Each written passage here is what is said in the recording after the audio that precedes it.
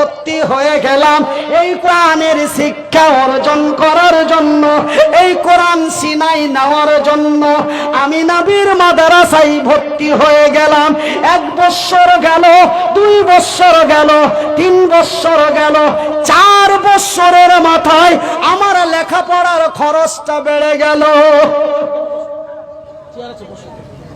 1998 সালে মাকে এসে বললাম, মা এই জায়গায় আসতে বড় কষ্ট হয়েছে, এই জায়গায় আসতে মাকে বড় কষ্ট করতে হয়েছে, এই জায়গাটা পেতে আমারে বড় জুলুম করতে হয়েছে। ভাইজান, এই জায়গাটা হলো কোরআনের মর্যাদা, এই জায়গাটা হলো কোরআনের শক্তি। ভাইজান, 1998 সালে বাড়িতে এসে মাকে বললাম, মা এইবার বই কিতাব কেনার জন্য টাকা 2500 লাগবে। কত লাগবে? 2500। মা বাবাকে বলল, মনিরুদ্দিনকে 2500 টাকা লাগবে। বাবার মাথা ভারী হয়ে গেল, কেন গরিব মানুষ, তেমনটাই অর্থনৈতিক সিস্টেম বাবার ছিল না। বাবা মাকে উত্তর দিয়ে বলল, ওর লেখাপড়ার জন্য কেন এত টেনশন করিস? ওর তো হাত দুটি নাই, ওর তো পা দুটি নাই, ওকে বেশি লেখাপড়া করিয়ে টাকা খরচ করে লাভ কি? ওকে কেউ মাদ্রাসা মসজিদ মক্তবে রাখবে না, ওর কোনো চাকরি বাকরি হবে না। কেন? ও তো এক অন্যের সাহায্য ছাড়া চলতে পারে না, কোন রকম নামাজ রোজার সামান জানলেই তার যথেষ্ট। কথাটা বলা মাত্র মায়ের চোখে পানি এসে গেল, মায়ের চোখে পানি এসে গেল। মাকে বলে, বাবু রে, মনে হয় তোর আর পড়া সম্ভব হবে না। আমি কাঁদতে লাগলাম। মা আমার চোখের পানি মুছে বলে, বাবু রে, তুই খবরদার কাঁদিস না সোনা, তোকে পেটে ধারণ করে বড় লালন পালন করে মানুষ করেছি, তোকে আমি যেই কোনো হালাতে হোক আমি তোর আলেম মাওলানা বানাবো। ভাইজান, বন্ধুরা আমার, আমার আল্লাহ মানুষকে 2টো পর্দা দিয়েছেন। কটা? আমার আল্লাহ মানুষকে 2টো পর্দা দিয়েছেন। একটা পর্দার নাম হলো লজ্জা, একটা পর্দার নাম হলো কাপড়, একটা পর্দার নাম হলো কাপড়, একটা পর্দার নাম হলো লজ্জা। ভাইজান, বন্ধুরে, যেই পর্দাটা দিয়ে আমার উলঙ্গ শরীরখানা ঢেকে রেখেছি, এই পর্দাটির নাম হলো কাপড়। আর একটি পর্দা আছে, সেই পর্দাটির নাম হলো কোরআনে বলে হায়া, আল্লাহর ভাষায় বলে হায়া, আমাদের মাতৃবাংলায় বলে লজ্জা। তবে ভাইজান, লজ্জার পর্দাটা দেখা যায় না, তবে অতিরিক্ত যদি লক্ষ্য করেন, ওই পর্দাটা চোখের মেন মনির জায়গায় দেখবেন চিলচিল চিলচিল করে জ্বলতে থাকে, এটাই হলো লজ্জার পর্দা। এই পর্দাটা যাদের ছিঁড়ে যায়, এই পর্দাটা যাদের খসে যায়, ওরা যেন মানুষের জায়গা থেকে অমানুষের জায়গায় চলে যায়। ভাইজান, বন্ধুরা আমার, সোনারা, আমার মা কাপড়ের পর্দাটা খুললো না, মা আমার লজ্জার পর্দাটা খুলে দিল। লজ্জার পর্দাটা খুলে দিয়ে মা আমার হায়ার পর্দাটা খুলে দিয়ে মা মানুষের দ্বারে দ্বারে বেরিয়ে গেল। কে আসো গো আমার মুনিরের কিতাব কেনার জন্য 200 টাকা দেবে?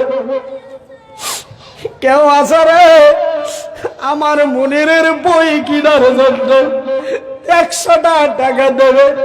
কেউ আসরে আমার মুনিরের পড়ার জন্য 10 কেজি ধান গুলি দেবে। কেউ মাকে খুশি করে দিয়েছিল, কেউ মারে উল্টো পাল্টো কথা বলেছিল। ভাইজান বন্ধুরা আমার, একদিন দেখি আমার মা আমার দিকে তাকিয়ে তাকিয়ে কান্দে আর বলে, বাবু রে, আমার আল্লাহ কি তোর নিরাপত্তা করবে না? তোর জন্য কত মানুষের কাছে কত কথা শুনবো। কেন গো মা, আমি কি এমন অন্যায় করেছি আমার নামে বদনাম? বলে, বাবুরে না না, তুই কোনো অন্যায় করিসনি, তোর বদনামি নই রে। তোর জন্য মানুষের কাছে অনেক কথা শুনতে হয়। কি কথা শুনেছে কি মা? কি কথা শুনেছ গে মা? মা বলে, বাবুরে, আমি করিমের বাবার কাছে গেলাম, করিমের বাবাকে যে বললাম আমার মুনিরের জন্য 200-300 টাকা যদি দিত তবে যেন খুব ভালো হতো। বাবুরে মনিরউদ্দিন, করিমের বাবা আমাকে তো টাকা দিল না, বরঞ্চ দুটো উল্টো কথা শুনালো। কি বলেছে গে মা? মা বলল, বাবু রে, করিমের বাবা বলল যে কি 10টা টাকা হাতে দিল, আমি 200-300 টাকা চাইল, কিন্তু করিমের বাবা আমার হাতে 10টা টাকা দিয়ে বলে, তোর বেটা পড়ছে না, তোরা তোর বেটার নাম দিয়ে নিয়ে যে খাচ্ছি।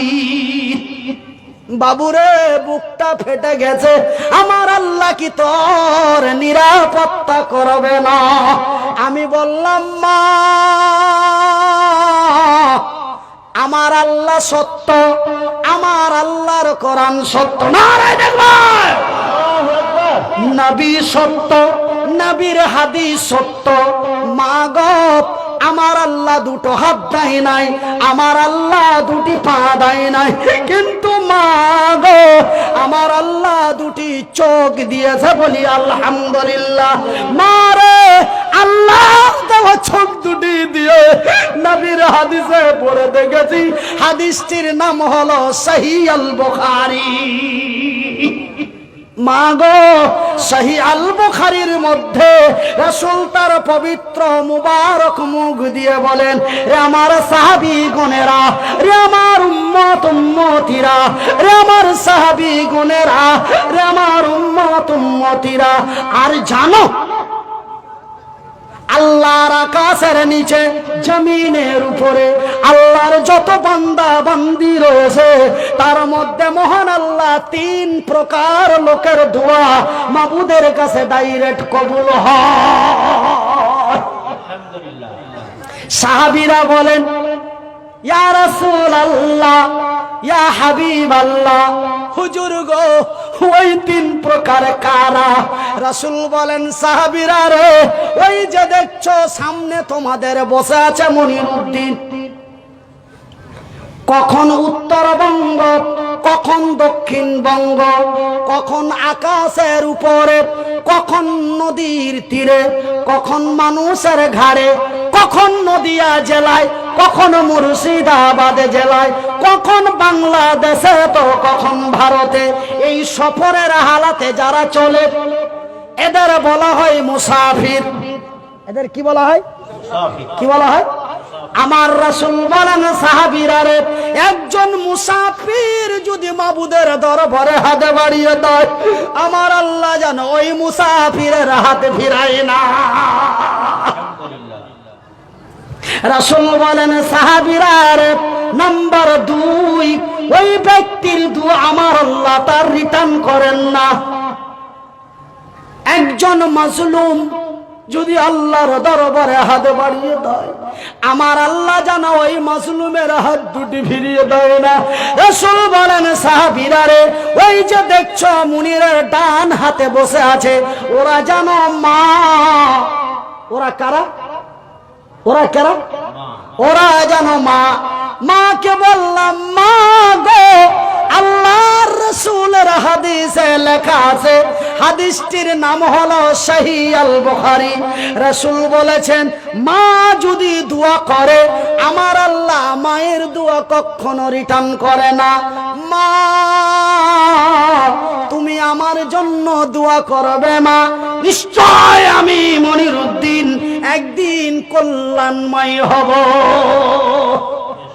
ভাইজান বন্ধুরে, মায়ের দুয়ায় আল্লাহর দয়ায়, মায়ের দুয়ায় আল্লাহর দয়ায় আল্লাহ তার পবিত্র কোরআনে বলেছে, আর এই কোরআন আমার সিনার মধ্যে আছে, আর এই পবিত্র কোরআনে আমার আল্লাহ বলেছেন, অত ইসমান্তা শাহ অত জিল্লমান্তা শাহ বিয়াদিকাল খায়র।